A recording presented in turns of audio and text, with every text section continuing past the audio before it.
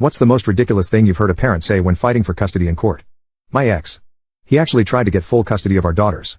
One was almost 18 and one was almost 16. He shared an apartment with 5 other men all in their 40s. The one time he did? I drove him to work every day and picked him up after. He hung on to it for a year. He will lie, cheat and steal to feed his habit. Once he called his mother, gave her this BS story about how he and his new girlfriend had moved to Florida, and all he needed was my youngest social security number and Florida welfare would send her a check every month. She actually had the nerve to call and ask for the number. My daughter was smart enough not to give it to her. I called my ex-mother-in-law later that day and asked her just how stupid she was. Florida wasn't going to send a check to NJ. He was trying to claim that my daughter lived with him in Florida to scam welfare. I called Florida the very next day. I sent a copy of the divorce decree and gave them my ex's name and social security number. I knew it because I always filled out any paperwork for us including tax returns, and told them in no uncertain terms that none of my children lived with him in that state and he did not have the legal right to any benefits for them. The damage he could have done with that number. Credit cards in her